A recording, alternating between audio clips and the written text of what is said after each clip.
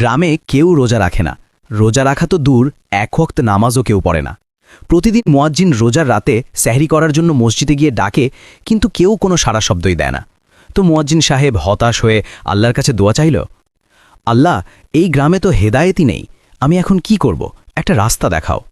তো সেদিন রাতেই মুয়াজ্জিন সাহেব স্বপ্নে দেখল, একটা নির্দেশ আসলো যে গ্রামে একটা অলস ব্যক্তি খোঁজো এবং যে কোনো মূল্যে তাকে দিয়ে তোমার কাজ একদিনের কাজ করাও। আল্লাহ গ্রামের সবাইকে হেদায়েত করবেন। মুয়াজ্জিন ঘুম থেকে উঠে ভাবে, এ আবার কেমন স্বপ্ন? যাই হোক, স্বপ্ন অনুযায়ী সে পরদিন সকালে মুয়াজ্জিন সাহেব খুঁজতে খুঁজতে গ্রামের অলস শিরোমণি কুদ্দুস মিয়ার দেখা পেলেন।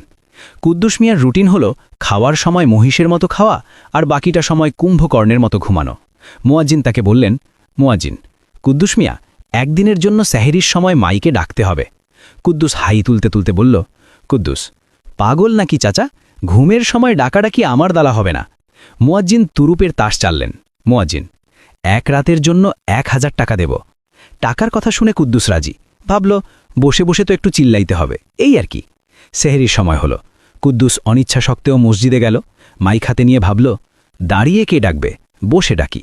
বসে বসে 2 মিনিট ডাকল, কুদ্দুস, ও গ্রামবাসী, ওঠো, সেহরি খাও, রোজো রাখো। কিন্তু অলস মানুষের স্বভাব। 3 মিনিট পর তার মনে হলো বসে থাকতেও কষ্ট হচ্ছে। সে মাইকটা বুকের উপর রেখে জায়নামাজে শুয়ে পড়ল।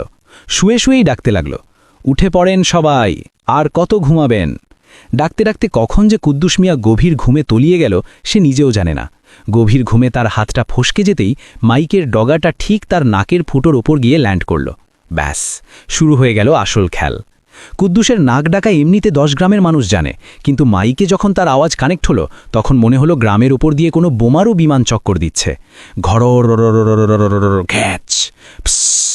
পুরো গ্রাম এক ঝটকায় বিছানা ছেড়ে 5 ফিট উপরে লাফিয়ে উঠল। গ্রামে হুলুস্থুল পড়ে গেল। যে লোক জীবনে অজু করেনি সে ভয়ে 3 বালতি পানি দিয়ে অজু করে তসবি গুনতে শুরু করল। কেউ জায়নামাজে দাঁড়িয়ে নফল নামাজ আদায় করা শুরু করে দিয়েছে। কেউ কোরআন শরীফ খুলে তিলাওয়াত করতে শুরু করল। গ্রামের চোর বাটপাররা কান ধরে তওবা করতে লাগল। সবার মনে একই আতঙ্ক, এই বুঝি আসমান জমিন এক হয়ে গেল। গ্রামের প্রতিটি ঘরে তখন মরণপন্ন ইবাদাত শুরু হয়েছে। কেউ ভাবছে আজই শেষ রাত, তাই জান বাঁচানো ফরজ। এদিকে মুয়াজ্জিন সাহেব হন্তদন্ত হয়ে মসজিদে ঢুকলেন। ভেতরে ঢুকে যা দেখলেন তাতে তার নিজেরই অজু যাওয়ার দশা। কুদ্দুস মিয়া একদম চিত হয়ে শুয়ে আছে, নাক দিয়ে ব্যান্ড পার্টির মতো আওয়াজ বেরোচ্ছে, আর প্রতিবার নিঃশ্বাস ছাড়ার সময় মাইকটা তার নাকের উপর নাচছে। তিনি সাহস করে কুদ্দুসের নাকের উপর থেকে মাইকটা সরালেন।